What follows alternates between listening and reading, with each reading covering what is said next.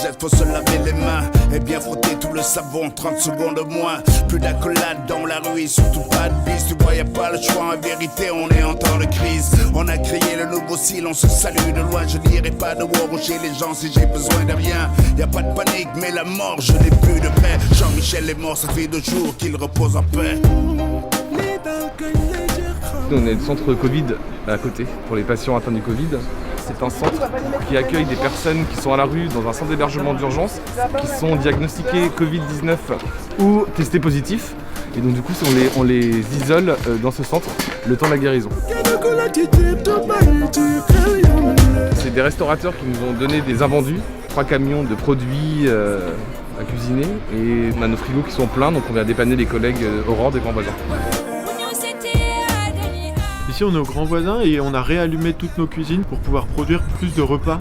C'est important de nous aider parce que la plupart des cuisines qui servent à l'aide alimentaire sont fermées. Il y a une partie des personnes investies qui sont plus disponibles aujourd'hui et ça permet de subvenir un peu à ces besoins et de renforcer l'aide alimentaire. Dans le restaurant de Yes We Can, on cuisine tous les jours à la fois les sandwichs qu'on distribue avec Aurore, les maraudeurs by Wanted qui nous demandent 600 plats par semaine, plus 120 plats par jour pour les hôtels sociaux. Et ça, ils sont dispatchés après par Olvo qui vient les récupérer en vélo et qui les dispatche dans les hôtels sociaux.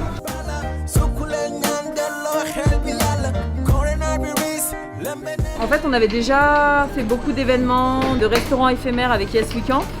Et en fait, au moment de la fermeture de tous les restaurants, juste au moment du confinement, nous on était ici en train de faire un pop-up solidaire avec des chefs Ernest, parce que notre réseau compte 200 chefs et restaurateurs. Et en fait, il y avait des chefs bénévoles, dont Flore, dont plein de chefs qui venaient cuisiner gratuitement. Donc du coup, on s'est regroupé à plusieurs associations. Maintenant, on est en train de créer un collectif avec Yes We Can, Fuji Food Festival, les Marauders by Wanted, donc Ernest et plein de chefs bénévoles pour essayer de répondre à l'urgence pour nourrir les personnes de l'aide alimentaire.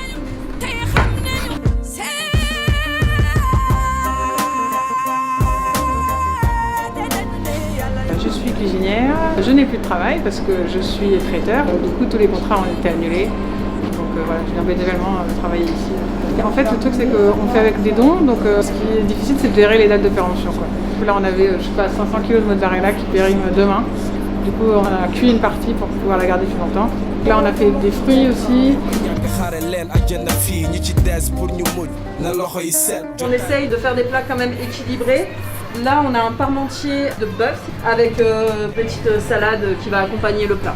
On fait quand même 2600 repas par semaine, ce qui est énorme. On a besoin d'à peu près une demi-tonne de légumes par semaine, 300 kg de légumineuses et c'est très dur à trouver. Donc là, on fait des appels généraux de dons de denrées premières.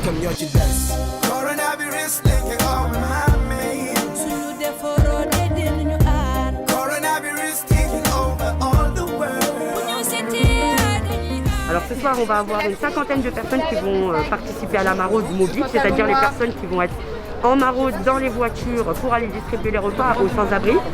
Là aujourd'hui, on distribue 730 repas. Alors c'est important que pour nous, les gens nous aident parce que nous sommes une petite structure et nous venons en aide à des centaines et des centaines de sans-abri pendant le confinement. Il y a encore beaucoup de monde dans la rue, des femmes, des hommes, des enfants, des bébés. Et eux n'ont pas de confinement, donc ils n'ont pas accès à l'eau, pas accès aux toilettes. Plus possible de demander des petites pièces devant la boulangerie, parce qu'on fait le paiement sans contact. Donc déjà que pour un sans-abri, c'était compliqué, mais là on va dire que c'est vraiment le parcours du combattant.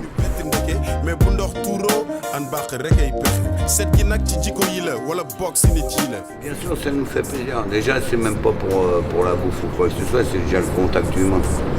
Déjà, ça c'est important. Et heureusement qu'ils sont là. Mais il n'y a pas que les maraudes, il y a les gens aussi. Ils nous estiment bien quand ils passent. C'est même des petites filles qui viennent nous donner à manger avec des mots, des machins, des ceci, de ça. C'est vrai que ça ne nous touche pas, nous, un peu plus dans notre cœur.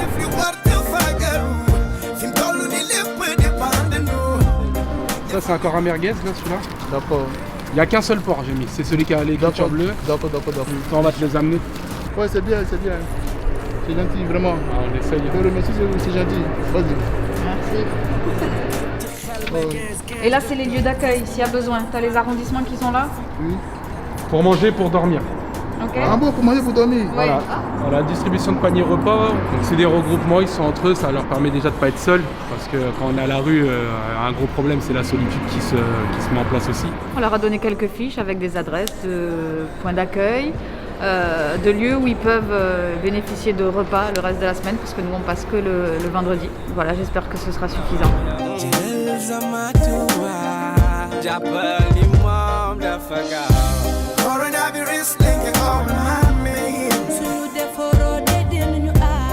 Notre communauté, elle est à la fois dans la vie réelle et sur le digital. Et sur le digital, on a des groupes Facebook et on a 1 million de membres, dont 500 000 Parisiens. On a un groupe qui s'appelle Antique Community Paris.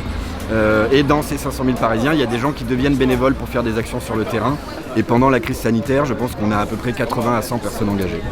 On a besoin de vous! Wallah, concernant ce virus, pandémie, notre ennemi actuel, lui-même devenu global citizen. Prends tes précautions sans haine. De Paris à Dakar, c'est complètement le bazar. Les versions diverses, mais une chose est claire. La quarantaine, je reste en quarantaine. Fagarogan Fadjou. Coronavirus, thinking of